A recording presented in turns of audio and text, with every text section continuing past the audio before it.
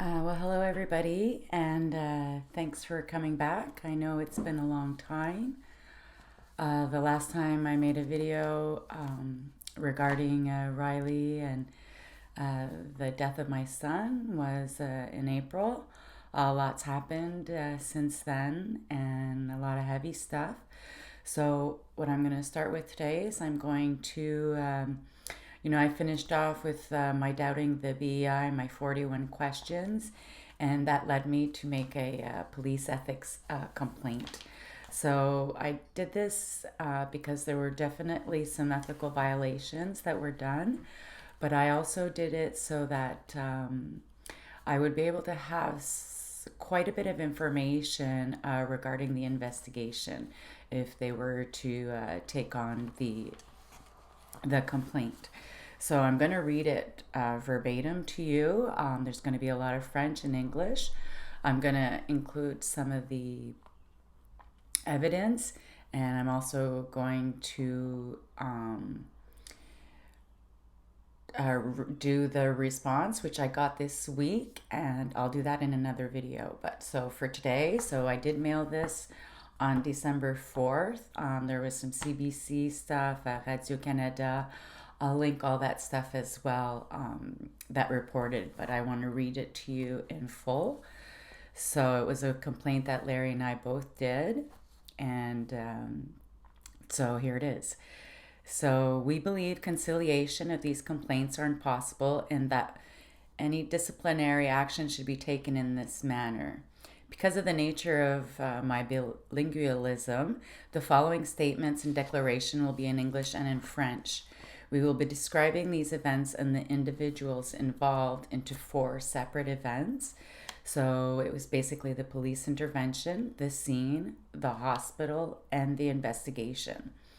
So firstly, the police intervention. The police officers implicated in the death of our son Riley at approximately 1:45 a.m. July 25th, 2018. According to the Bureau des Enquêtes Indépendantes, which from now on will be called the BEI, press release that was dated about July 25th, maybe the 26th, le Bureau des Enquêtes Indépendantes enquête sur les circonstances entourant un événement survenu à Lac-Brome le 25 juillet, alors qu'un civil est décédé lors d'une intervention policière de la Sûreté du Québec, which from now on will be called the SQ. Les renseignements préliminaires communiqués au BEI suggèrent ce qui suit. Vers 1h20, un appel aurait été logé au 911 concernant un homme armé qui serait trouvé dans un lieu public. Les policiers se seraient rendus sur les lieux et auraient localisé le civil. Celui-ci aurait tenu une arme à la main. Il aurait alors tenté de discuter avec lui en utilisant notamment un haut-parleur. Le civil serait alors devenu menaçant envers les policiers. Il aurait alors fait feu et aurait atteint le jeune homme qui est décédé. Logically, the police must be barricaded themselves when answering this type of call. If the police were barricaded, then they would not run the risk of being hit by a possible projectile, assuming the supposed weapon in question could fire live ammunition and was not an air gun as media reports suggested and that we know for a fact to be a BB gun.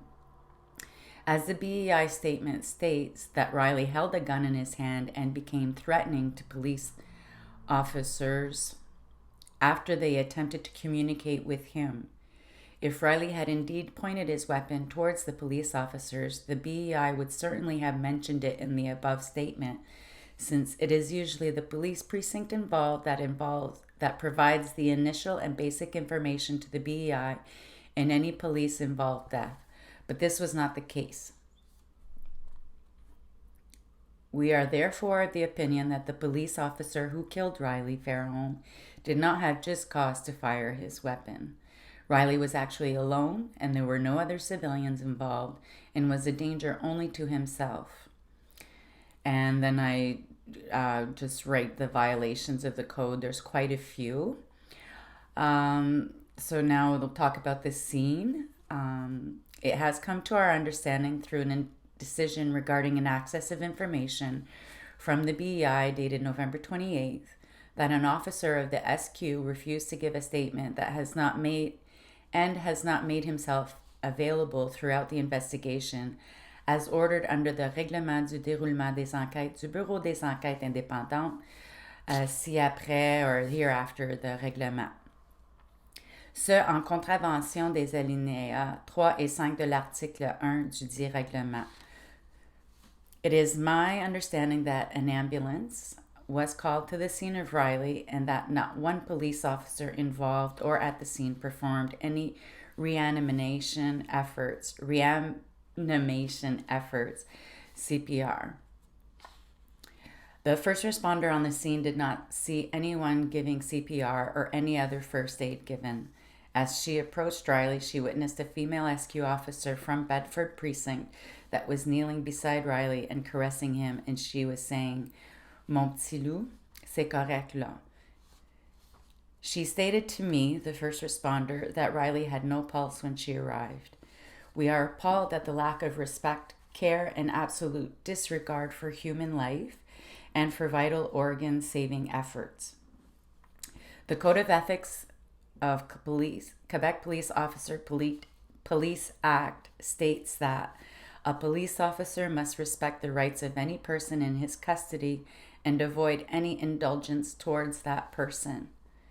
A police officer must not be negligent or lack concern regarding the health or safety of a person in his custody. It is also our understanding that a second ambulance was called for the police officers implicated. We believe they were in the same ambulance and that they were not separated while receiving care at the hospital as required under another article in the règlement. The chief of the Dunham Police Force and or the director interim, Mr. Yves Morancy, advised the BEI at 3 a.m. only. This is a direct infraction of Article 289.2. And I'll restate it because I did in the letter. Le directeur du corps de police responsable de l'intervention doit, sans délai, informer le bureau de tout événement visé à l'article 289.1. This infraction directly resulted in several infractions concerning Article 289.4, which states un règlement du gouvernement établit des règles concernant le déroulement des enquêtes tenues par le bureau relativement à un événement visé au premier alinéa de l'article 289.1. Le règlement prévoit notamment les obligations auxquelles sont tenus les policiers impliqués dans l'événement, les policiers qui ont été témoins et de cet événement, ainsi que le directeur du corps policier impliqué. I arrived on the scene shortly after the arrival of the first responder of the town of Brome Lake at approximately 1:52. I do know now it was more like 1:56. I was able to see her performing CPR. I am an active first responder in town of Brome Lake and have been a member since 2003. It was evidence to me she was doing CPR and that the patient was unconscious, not unresponsive, and had no pulse. I did not know it was my son. I arrived from the east, and as I approached the perimeter of the scene, it was already taped off. I saw many police cars with lights and many police officers, some in uniform and out of uniform. I only recognized one police officer. I never spoke to him. I was told on November 20th by the BEI guy that all of the SQ agents on duty from the Dunham Police Force were at the scene. The first responder told me on November 28th that she asked the officer kneeling next to Riley where she was from, that she did not recognize her. The female officer answered her Bedford. The first responder is not sure, but she believes that Water Police Force were also on the scene. There were just too many cars and officers around, and that is why my complaint includes SQ Bedford Police Force and SQ Waterloo Police Force. I believe that Waterloo was either on the scene and or on the radio. However, I could be mistaken, and if that is the case, we will withdraw the SQ Waterloo officer's complaint. So I received a text message from Riley at 1:42 a.m. and it read, "I love you." After calling him, after checking his room, after texting him, I found a distress note. I quickly got dressed and headed towards Douglas Beach via Chemin Knowlton eastbound. I decided to turn around and follow the first responder because I met her. And I knew it was her because of the direction of where she was coming. I arrived on the scene at approximately 1:55 a.m., parked beside the 954, which was outside the perimeter of the scene of the intervention. The perimeter was very large, and the police cars seemed to be outside of the perimeter. I got out of my car and proceeded towards the first responder and the patient. A female Dunham SQ officer stopped me. I said, "Je pense que c'est mon garçon.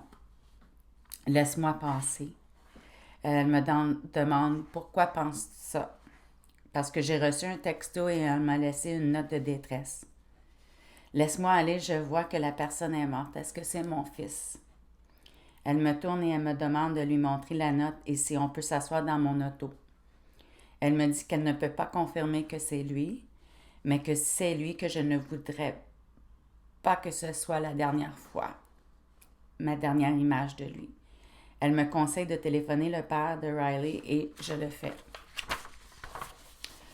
This part is when Larry arrived, and so more stuff got involved in there. I'm not going to get too much into that. That's for him to speak about. So the police officer and I sat in my car on and off for approximately 20 minutes as I was watching my colleague perform CPR. Please keep in mind that I believed my son had harmed himself or that he had killed himself. I thought he had thrown himself in front of a car. I gave her a declaration and I signed it. I have asked the BEI through an access of information request dated November 9th for my declaration and the name of the female SQ officer who took my statement. The document in question, according to the decision the BEI made, is that my statement is part of the investigation and the request of information should be sent to the coroner's office. So I criticize and reproach this female officer for 3 specific violations: for not giving me the details of the event in question, the death of my son due to police intervention, for taking my declaration without my knowledge of the details of the event, for requesting and for keeping my son's note. These actions are in direct violations of the reglement, and I'm going to link that so you can read it. But again, there's lots of things that were violated here. We criticize and reproach all SQ officers on scene, then a couple of the officers that Larry and I both recognize, since they are officers with several years of experience. These are the only SQ officers we were able to recognize. We criticize that they did not intervene on behalf of this female police officer, as well as the other officers implicated. This is in direct violation of Article 260 of the Loi sur la police. We also criticize and reproach all SQ officers on the scene for violating the Code of Ethics in regards to Division 2 and blah, blah, blah. We cannot know that my statement and declaration were not shared with the SQ officers implicated in the intervention. We cannot be sure that the declaration and statements were not shared with the other SQ officers on the scene. Let me remind you that the BEI was not notified of the event until 3 a.m., well over an hour after the killing of Riley. We would like to cite the many violations that the Director of Interim, Mr. Yves Morancy, committed, as well as the Chief of the Dunham SQ Precinct. And then the name of the Loi sur la police, what they violated. We would also like to criticize the Director and Interim of the Police Force, Mr. Yves Morancy, for failing to follow the Code of Ethics in regards to division and so on. We know that it does not fall into the responsibility of the BEI. However, we would also add a BEI guy and the director of the BEI to the above complaint regarding Division 2-12. I have been in continuous communication with him, the BEI guy. Not only did he not inform us of our rights regarding the Ethics Police Commission, no one told me about this. However, did tell us that we could go make our complaint to the Dunham Police Station, the SQ station. And that conversation took place on October 3rd, and I had 3 witnesses there. Now I'll talk about the hospital. The events at the hospital concern the SQ liaison female officer on duty at the BMP hospital on the early morning of July 25th. We believe it is important for you to read the complaint that was filed with the BMP hospital. I have attached that document and all of the requests and the what we filed, and also the responses that we filed. We wanted them to read them because we believe it to be extremely important that both letters be read to fully appreciate our complaints toward this agent. We believe that the continuously withholding the information that Riley was shot, keeping us from seeing him, soliciting empathy from Tracy is a gross negligence, and we criticize the SQ officer with these following violations of the code. As you were able to read in the letter, we were always left alone. The nurse, the doctor, and any other staff were never without that police officer's escort. I believe that she had complete control of the hospital and that she limited the actions of the hospital staff in performing their duties. I spoke with the BEI guy about this on a few occasions. However, during a telephone conversation on November 20th, I stated to him that she had that hospital under siege, and he told me she was just there to to make sure that the police implicated that were at the hospital were not discussing amongst themselves. And that wasn't true because she was never without those doctors. So when she was with us, those police officers were alone. We were left without any information concerning the death of Riley, always under the impression that his death was self-inflicted. It was only at approximately 3:30 a.m. where we told the circumstances of our son's killing. We find it curious that it is only at this time that we were informed of the circumstances of his death. However, details were not given, such as where he was shot. We do believe that the location of the projectile on Riley's body is the reason we were not giving access to him. Riley was shot in the forehead. When shot, that killed him instantly. We believe that the BEI were only notified after the coroner was advised. As in regards to we had some hospital cards there.